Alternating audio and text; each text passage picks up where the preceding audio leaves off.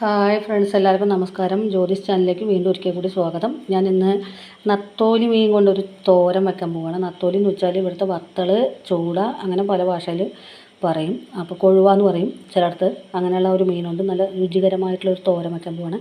അപ്പോൾ അത് നത്തോലി 1/2 കിലോ വാങ്ങിച്ചിട്ട് കഴുകി വെച്ചിട്ടുണ്ട്. 1/2 കിലോ തികച്ചില്ല കേട്ടോ. പിന്നെ അതിനകത്തൊരു തക്കാളി മുറിച്ചിട്ടിട്ടുണ്ട്, ഒരു പച്ചമുളക് 4ആയിട്ട് കീറിയിട്ട് ഇട്ടിട്ടുണ്ട്. പിന്നെ ഇതിന് വേണ്ടുന്ന സാധനം തേങ്ങ, കുറച്ച് ഉലുവ, ചുവന്നുള്ളി, കുറച്ച് മുളക് പൊടി, മല്ലിപ്പൊടി, മഞ്ഞൾപ്പൊടി, കുറച്ച് പുളി. ഇതെല്ലാം കൂടെ ചതച്ചെടുത്തിട്ട് നന്നായിട്ട് കലക്കിയിട്ട് കറിവേപ്പിലയും ആവശ്യത്തിന് ഉപ്പും ചേർത്തിട്ട് അടുപ്പത്ത് വെച്ച് നന്നായിട്ട് വറ്റിക്കാം. ഇപ്പോൾ നത്തോലി, അതായത് വത്തൾ, കൊഴുവ, ചൂട എന്നൊക്കെ പറയുന്ന ഈ മീനിൻ്റെ തോരൻ റെഡി ആയിട്ടുണ്ട്. വേണ്ടവർക്ക് കടുക്, മുളക്, കറിവേപ്പിലയൊക്കെ വറുത്തിടാം, എണ്ണയിൽ വറുത്തിടാം. ഇവിടെ കടുക് ഇഷ്ടമല്ലാത്തതുകൊണ്ട് ഞാൻ വറുത്തിടുന്നില്ല.